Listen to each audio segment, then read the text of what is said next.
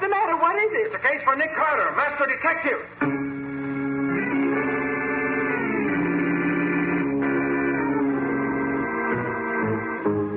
Yes, it's another case for that most famous of all manhunters, the detective whose ability at solving crime is unequaled in the history of detective fiction. Nick Carter, master detective.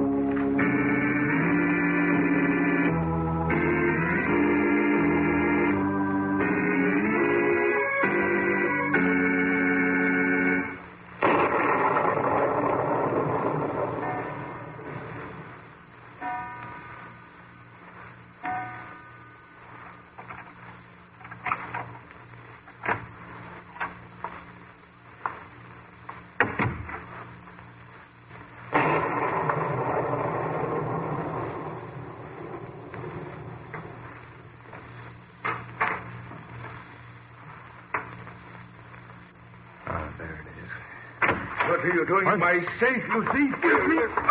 Oh!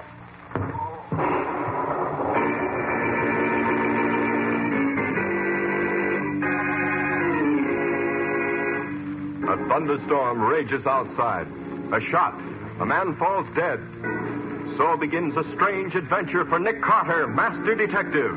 An adventure in which a murder seemed to be no murder at all, and a dead body vanished into thin air. The case of the disappearing corpse.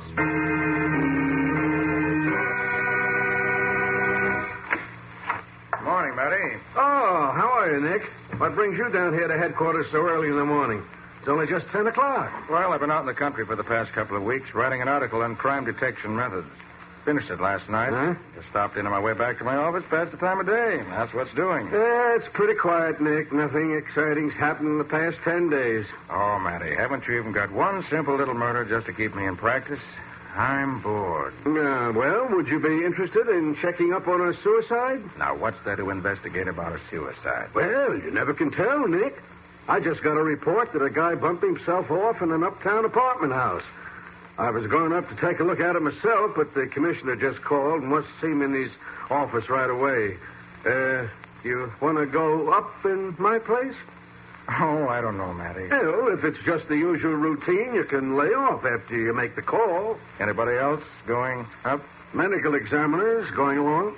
Well, I called my office a few minutes ago, and Patsy had nothing for me, so I might as well run up and see what it's all about. What's the address? Let me see. It's 717 West Hampton Street, apartment 4. Okay, Matty. See you when we get back.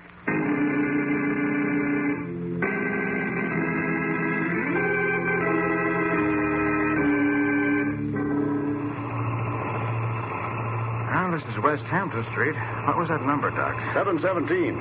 Ought to be just ahead, Nick. Oh, yeah, 695, 701, 709. There it is, 717. Oh, that's a pretty swanky place, Nick. You can't live here on a white-collar salary.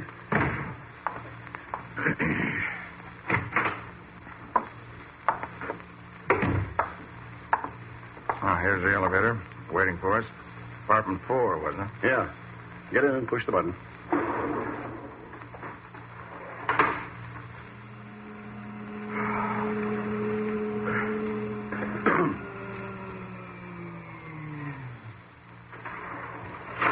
Oh, here's 4 right across the hall here.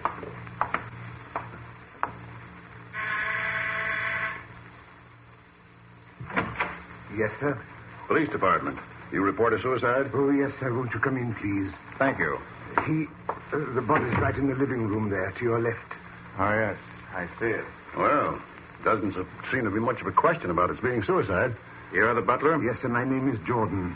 What do you know about this, Jordan? Very little, sir. Mr. Warner, he's Mr. Miller's nephew, came in about an hour ago and found his uncle lying there in the middle of the floor. I hadn't come down, but he called me and I reported it to the police. I've touched nothing since. Where's Mr. Warner now? Is he here? Yes, sir. He's upstairs in the library. He'll be down in a moment. I see. This dead man? Mr. Miller? Yes, sir. Mr. Anthony Miller. This is his apartment. His niece and I live here with him. Where's his niece now? She's dressing, sir. She'll be down with you shortly. This is a duplex apartment, isn't it? Yes, sir. Reception hall, living room, dining room, and kitchen on this floor.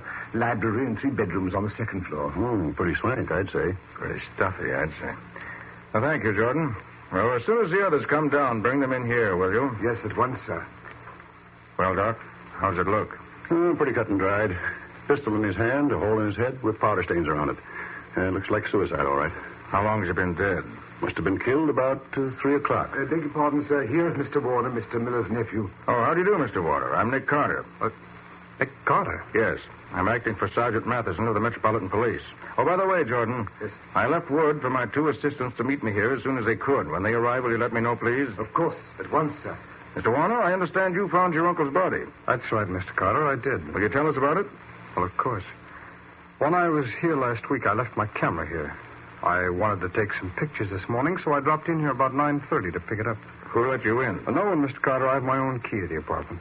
I came into the living room here, saw my uncle lying there on the floor, obviously dead. So I called Jordan, who came down immediately and phoned the police. That's about all. Was the outer apartment door locked when you came in? Yes, both the regular safety lock and the regular lock were on. Mm-hmm. Are there any windows opening under the fire escapes? They were all fastened securely, sir. I checked them myself to make sure. Then no one could have come in from the outside. No, hardly. Not with the door and windows all locked as they were. I see. Mr. Carter, what's the idea of all these questions? It was suicide, wasn't it? Just purely routine, that's all. Has anything in this room been touched since the body was found? No, nothing. Good. That your uncle's pistol in his hand? It looks like it, yes. Here, let me take it. You recognize it? Well, no, don't touch it. There may be fingerprints on it. That's why I'm holding it with my handkerchief. Yes. Yes, that's my Uncle Gun, all right. There's no question about that. Yes, sir. It's Mr. Miller's gun, Mr. Carter. I've seen it often. Mm-hmm. And one of the shells is empty. And one shot been fired. Well, that's all it took to kill him. Hey, wait a minute. Oh, what is it? This is unusual, to say the least. There's an empty shell in the chamber, but the pistol barrel is clean. What's that, Nick? You see? Either the barrel has been cleaned since the shot was fired, or the shot wasn't fired from this gun. Then this can't be suicide. Can't be suicide. No, it's definitely not suicide. It's murder. Murder, sir? Where's the old man's niece? Say she lives here? Yes, sir. She'll be down directly, sir. Mr. Carter, she knows nothing about this. She was still asleep when we phoned the police. Jordan called her afterward. That's right, sir. I did. She knows nothing of this. Maybe and maybe not. I'd like to talk to her anyway, because from what you tell me about the door and windows all being locked, and from the condition of the murder weapon, this must have been an inside job. One of you 3 is guilty. What? Now, look here, Mr. Carter. Sorry, Mr. Warner. This is now in the hands of the police. May I use your phone, please? There's one on the desk, sir. Oh, that one's not working, Mr. Carter. If you'll come with me, I'll show you the one in the library upstairs. Right. I know that one's all right. This one has a short circuit or something. Thanks. Be right back, Doc. Right, Nick. Sorry to trouble you. No, not at all. Better call Sergeant Matheson, have him send his homicide experts up here, as well as a cop to stand guard. Well, you probably want you all to go down to headquarters for a talk. I see. Murder has to be treated very differently from suicide. Yeah. Oh, there's the library right ahead of you. You'll find the phone in there. Thanks.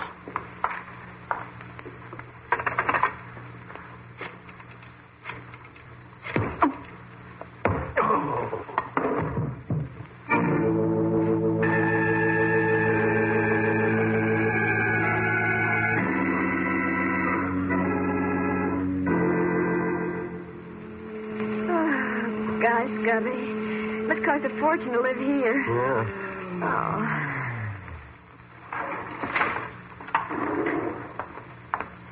Oh. This is apartment 4, Patsy, right here. Uh-huh. Yes. What is it, please? Is Mr. Carter here? Mr. Carter? Yes, Mr. Nick Carter, the detective. You must have the wrong number, miss. What number were you looking for? Look, is this 717 West Hampton Street, or isn't it? That's correct, sir. And is this apartment 4, or isn't it? That's quite right, sir. Okay, then where's Nick Carter? I'm very sorry, sir, but there must be some mistake.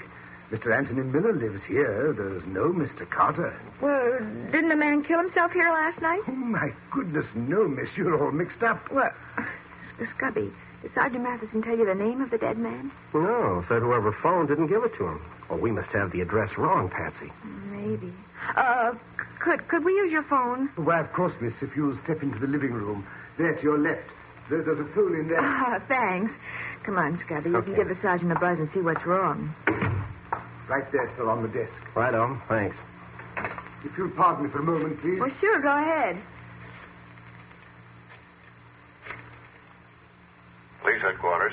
Let me speak to Sergeant Matheson. 1 moment, please. Oh, I wonder how it'd be to live in a place. Homicide, Sergeant Matheson. Oh, Matty, this is Scubby. Yeah, what's on your mind, Scubby? Oh, Nick must have given us the wrong address when he told us to follow him uptown to this suicide place. What is the address? Just a minute. Here it is. It's 717 West Hampton Street, apartment 4. But that's where we are, Matty. And they don't know anything about it here. What's that? No, the butler tells us there's been no suicide here. What?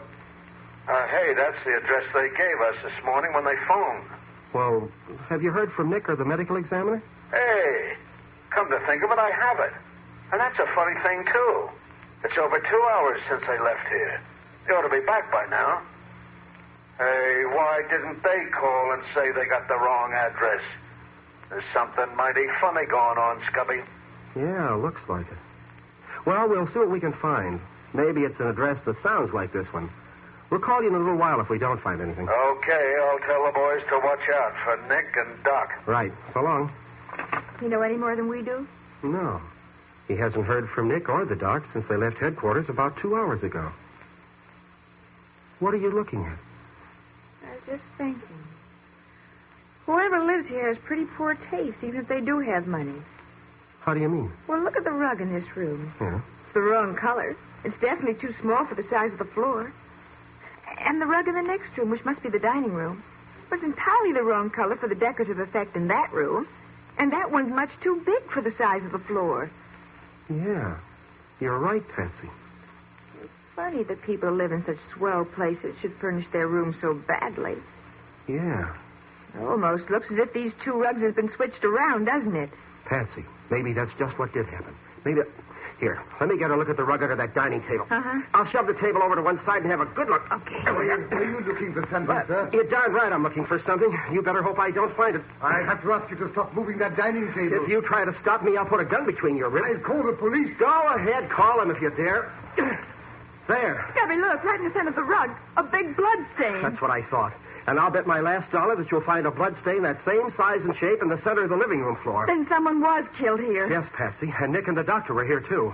This whole business about there being no killing here is a frame-up. Now you talk, and talk fast. What have you done with Nick Carter?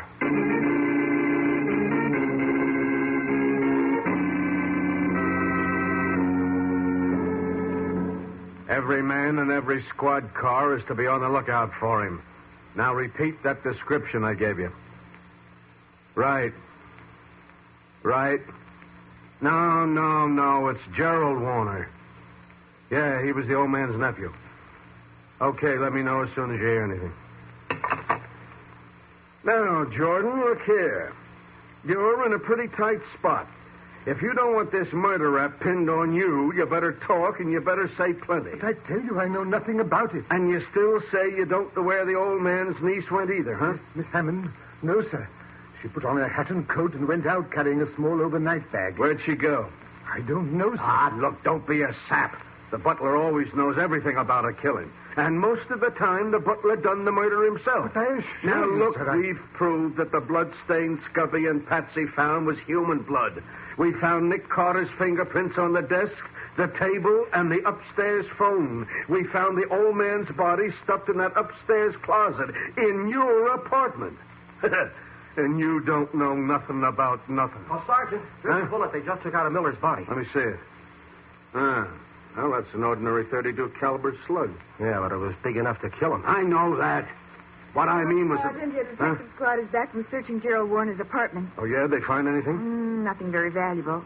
Oh, they did find a telephone number for the niece, Frances Hammond. Uh-oh. There were two numbers in one, a small directory. One was her home, and the other, according to the chief operator, is at 62 East Pine Street. Now, what the deuce would that be? Well, maybe she's got a girlfriend there. That's it, Scubby. Patsy, this is a job for you. Uh-huh. Go to this address and see if Frances Hammond is there. If she is, tell her you're a reporter. Find out how much she knows. Get as much of the story out of her as you can. And if she's not there? All right, maybe you can find out where she is. But go on, get going and hurry. Right. Maybe you can dig up something that'll tell us where Nick is.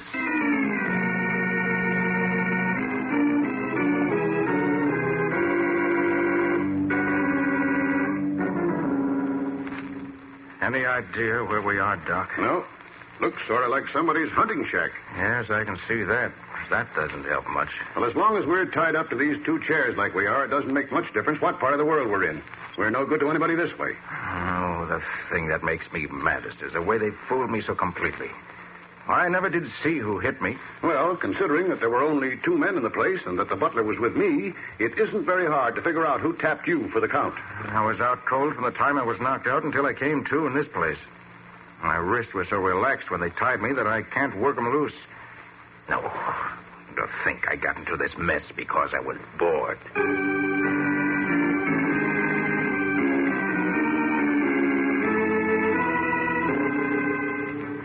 Well, I don't understand how you found out where I was staying, Miss Bowen. Your cousin told me, Miss Hammond. But it was he who suggested that I come here.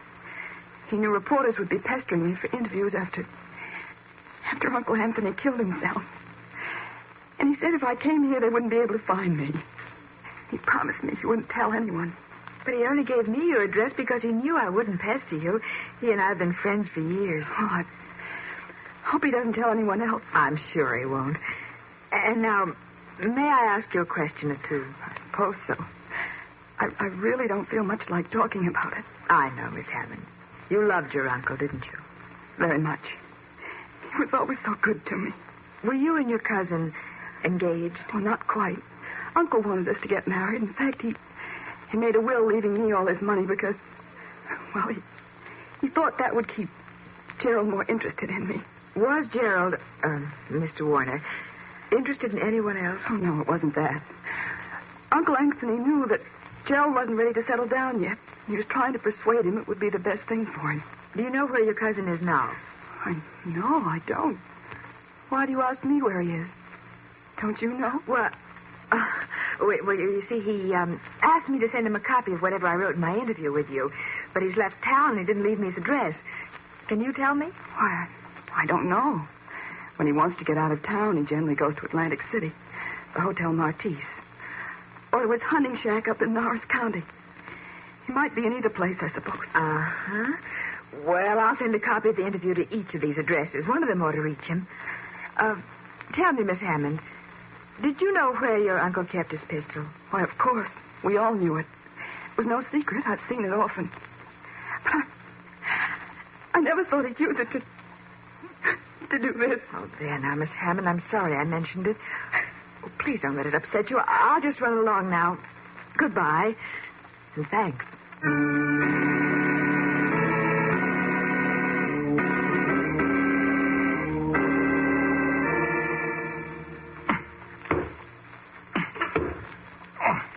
Trying to get across the room by moving your chair like this when you're tied up in it this way isn't the simplest thing in the world. Well, I can't make my chair move at all.